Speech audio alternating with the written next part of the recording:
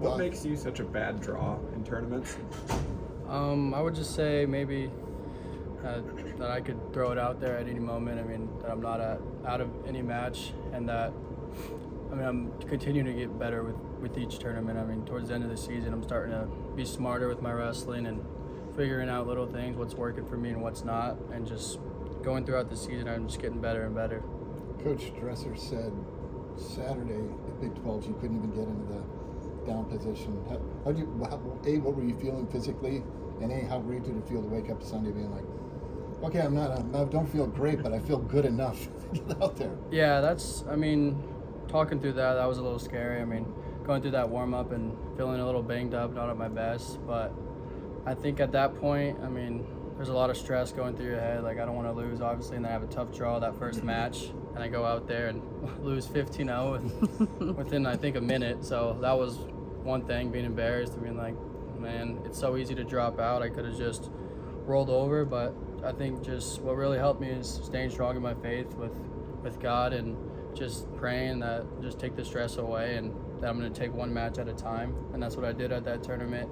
So and then feeling out my knee, it felt great, which was a miracle. When I was wrestling, I didn't feel it at all. So something like that, it's crazy how that works, just putting my faith into something bigger than me and just take it one match at a time, and that's how I took it.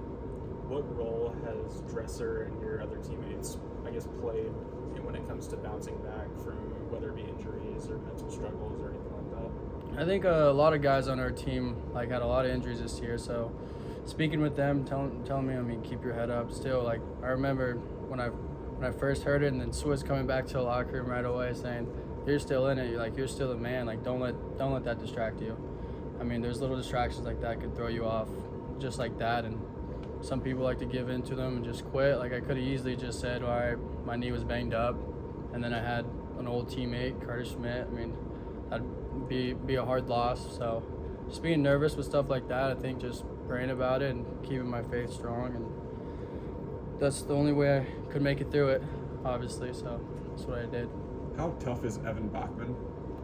He's real tough. I remember going live with him earlier this season. He's real strong, heavy on top, and he's a vet in this game. This is about 6th year, so he's technically real strong too. Doesn't give up position real easy, so he's more harder to roll around, obviously. But no, he's a good, solid feel. Do you enjoy having that type of reputation where guys maybe kind of dread having you in their matchups?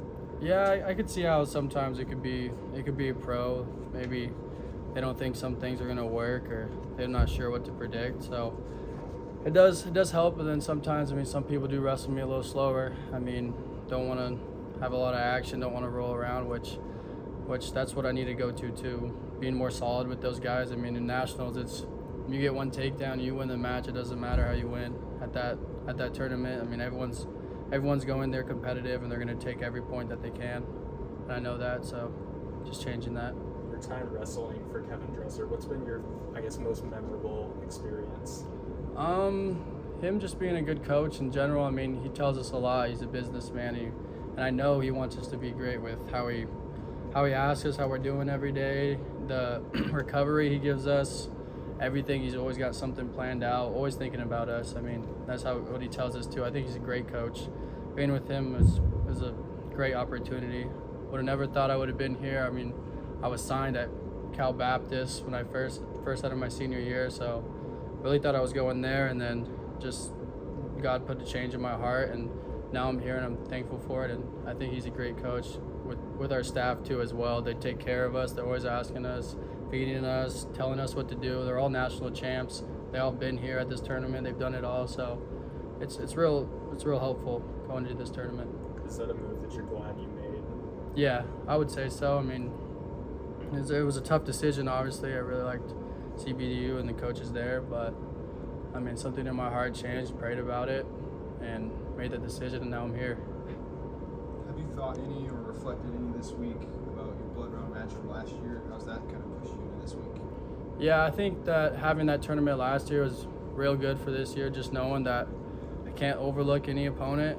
Take every match at a time, and everyone's ready to win. So really just going out there and telling myself the good things, what I need to hit, what I need to go out there and do, not just kind of getting caught in the moment and looking around. And that was one big thing, that it's a lot of people, it's bright out there, there's a bunch of mats, there's whistles, there's people screaming, like it's so easy to get distracted and kind of lose thought. But I think dialing that in and just telling your stuff good things, that's how you kind of distract it out of there and get focused. I think people, sometimes underestimate the effect that has. Just the noise is coming from everywhere, and people so intensely focused on one mat.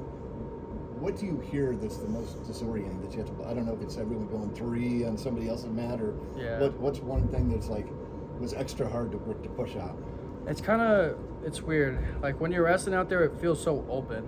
It feels like obviously I'm in a big arena, but like that atmosphere is like no other. So many fans, so many different colors. There's lights, there's people taking pictures, there's coaches screaming, whistles blowing. Like, so there's a lot of distractions, but just trying to stay focused and trying to listen to your coach and always being laser focused. That's the only thing you can do in that scenario.